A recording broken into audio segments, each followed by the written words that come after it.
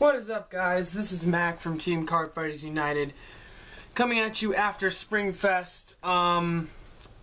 We actually did pretty badly, but it wasn't at fault of any one deck in particular. We all just kind of got grade locked real early and we died pretty easily. But I finished my spikes while we were there, got the last few pieces I needed, so I figured I'd go ahead and record a deck profile of it and show you guys what I did. So let's get into it. So for grade 3s, I run 4 Bad End Draggers. Sorry if this is a little sloppy, I'm trying my best. He's a break ride. Whenever a Spike Brothers unit rides him, choose your Vanguard and it gets plus 10,000 power, and basically gives your Spike Brothers rear guards break ride power, but then makes it so that at the end of the battle that they hit, they go to the bottom of the deck. So he basically just gives break ride all across the front row and then sends rear guards to the bottom of the deck. So it makes numbers get crazy and it makes it really hard to guard stuff. Also, his second skill is when he's boosted, he gets plus 2. So whenever I'm stuck and can't stride or just need a turn, he becomes a pretty bulky body to break through. So for him, next I run for Bloody Ogle. He is the main boss of this deck, excluding strides. He's Legion with Frozen Ogle, and his skill is during the turn that your Vanguard Legioned, you may have all attacking rear guards get plus 5,000, and then at the end of the battle that they attacked, they go to the bottom of the deck. So basically, he gives the Bad End Dragger skill, he gives that treatment, but he only gives 5. However, with these two comboed, it becomes plus 15, so that becomes really, really deadly and makes people have to drop at least a 10 and a 5 to stop some really, really deadly attacks. Sometimes you can even make it so that they have to drop a 10 and a 5 against a perfect guard, and that's kind of stupid. So yeah. Okay, lastly I run 1 Bulldozer Dobie. His skill is Charge, which is when he is placed on rear guard with an effect, he becomes charging. And when he is charged, G break 1, he gains 10,000 power, and then he goes on the bottom of the deck after he attacks or gets boosted or is boosting, because that's how charge works. So yeah, I run 1 of him just because it's an easy card to search out.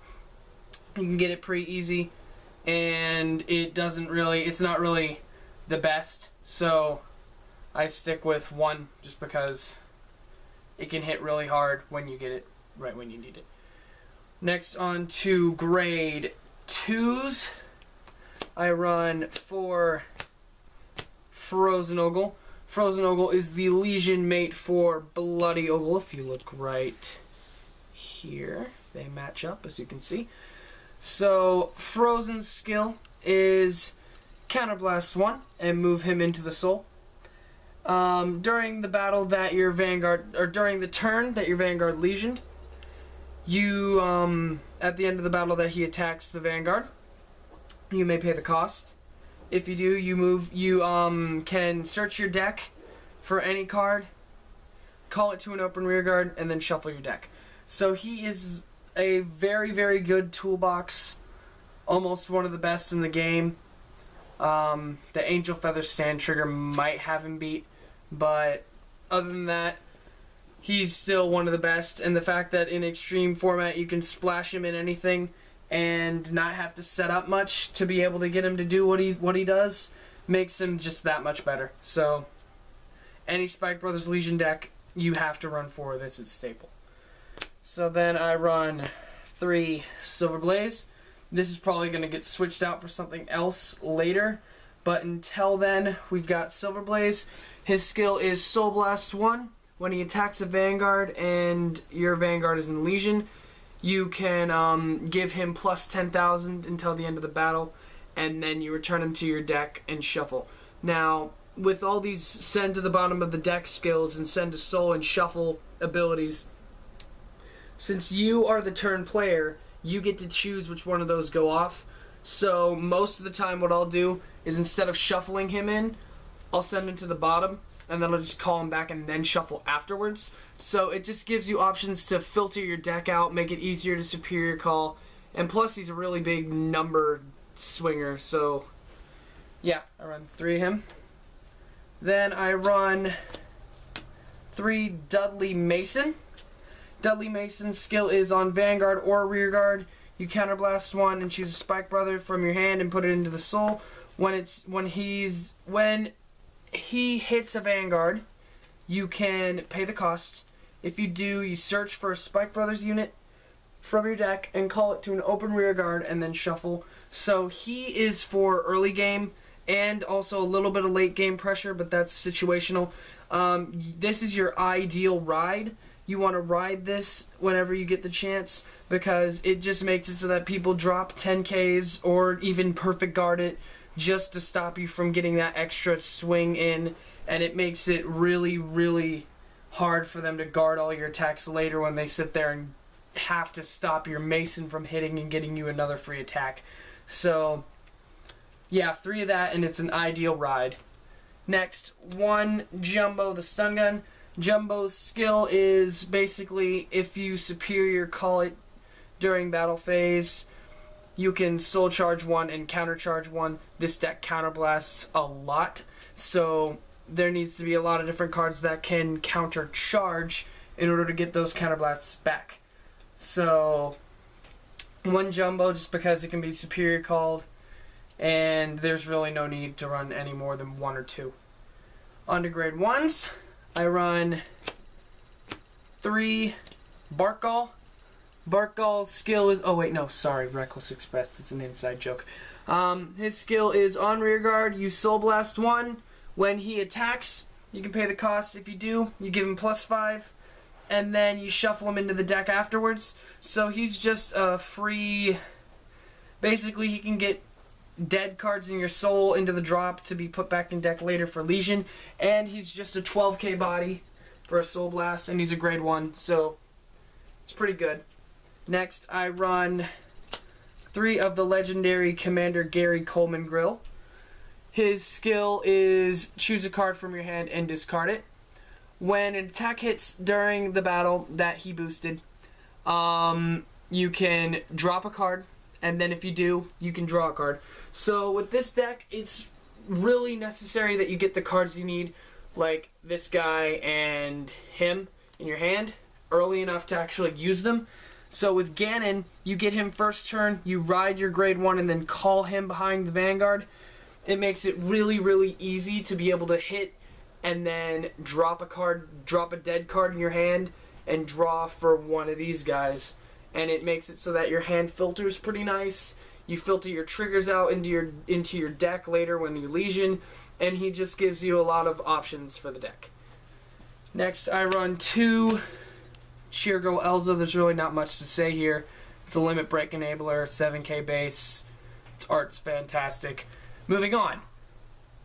1 Rain Elemental Tier. This one's kind of an oddball out. I actually kind of put this one in last second.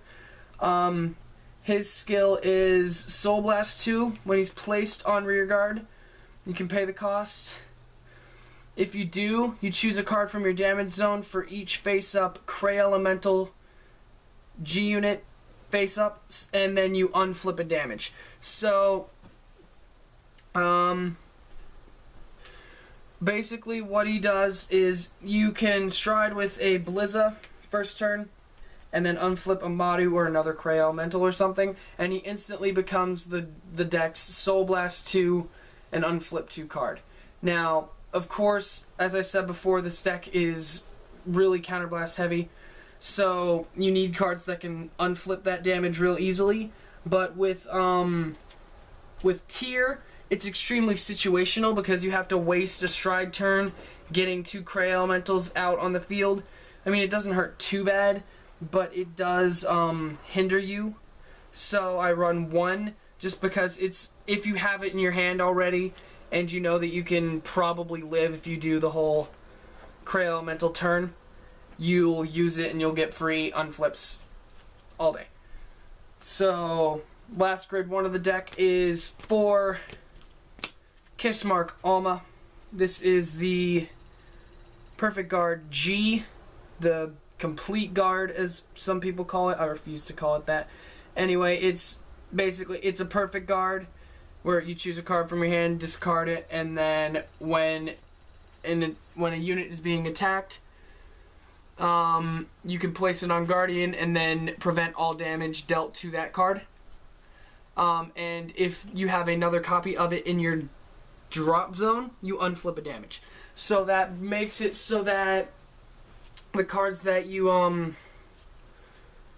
so that when you have damage and you don't get any of these other unflipped cards that I've showed you so far, it makes it really easy to be able to just unflip 1 damage that needs to be unflipped, and it makes it pretty simple and easy to figure out. So yeah. Okay, let me clean this up for a second and get to the trigger lineup. For triggers, I run 6 draws,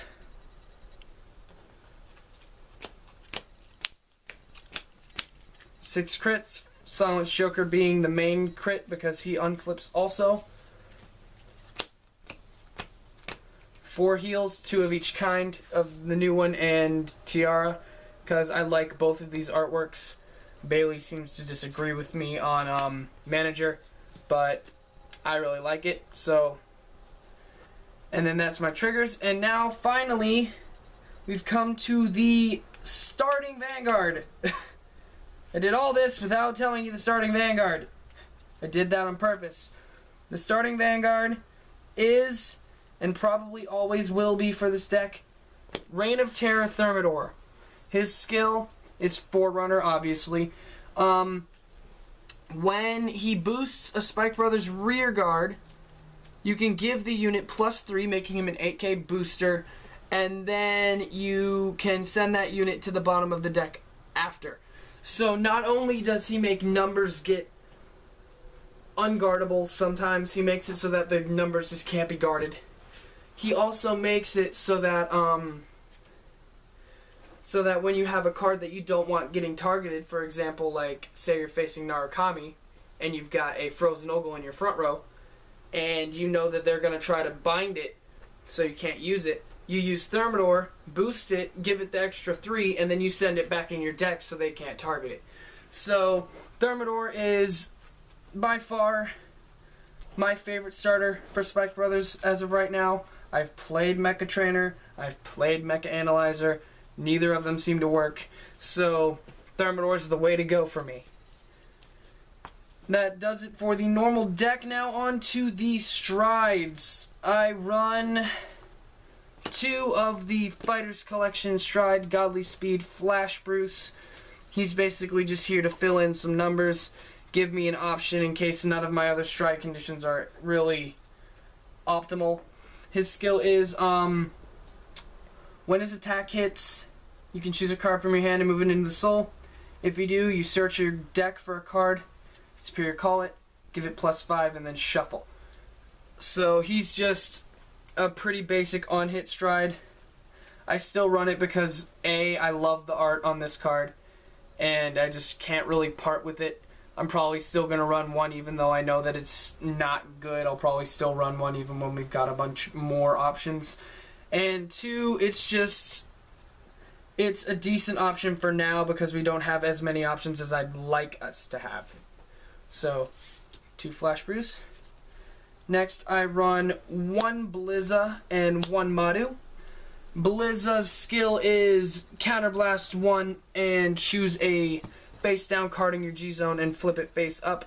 And for every face up G-Zone card, he gains +5.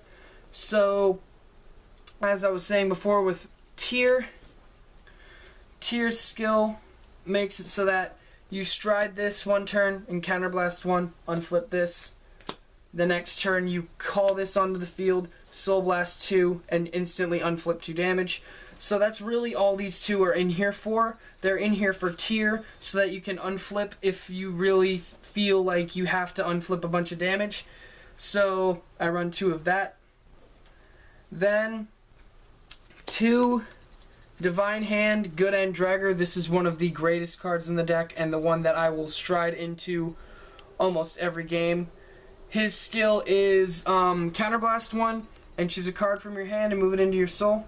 At the end of the battle that this unit attacked a Vanguard, not hit, just attacked, you can pay the cost.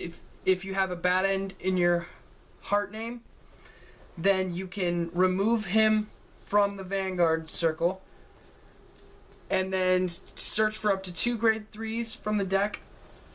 Superior call one of them, and then ride the rest of them as rest. So this allows you to superior break ride bad end quite easily, and then have, say, if I can find him real quick, have Dobie come out and hit for 31,000 on first stride turn. So it gets your opponent to hit dangerous damage levels, which with spikes is very, very bad, because once you hit those levels, it's really hard to come back from that. So that's why I run Good End, because he's just, oh my god. Finally, my last stride of the deck for now. I might go get some Miracle Aces, I'm not sure yet, but right now we're going to stick with this. 1 Great Villain, Dirty Picaro. His skill is G-Break 3, Counterblast 2, and choose a card from your hand, move it into your soul, and then flip a face down G unit face up. When he attacks Vanguard, I believe it's Vanguard. Yeah, when it attacks a Vanguard, you can pay the cost, and if you do, for every face-up G unit in your generation zone, so say you did this, and then you stride him, oops, and then you stride him and unflip one of these, then you would instantly superior call a unit for each one of these, so you would call 3 units onto your field, because you have 3 face-up stride units. So this card is a great tech for literally any Spike Brother deck. If you can afford to go grab even one of them, you're set. Just go grab 1, because he is great at 1 in any Spike Brothers deck, because he doesn't need to unflip himself. So yeah, that's basically my deck. I hope you guys enjoyed. I've got a bunch of videos coming along the way from things we did at Springfest, so be sure to stay tuned for those. And as always, meta is disgusting.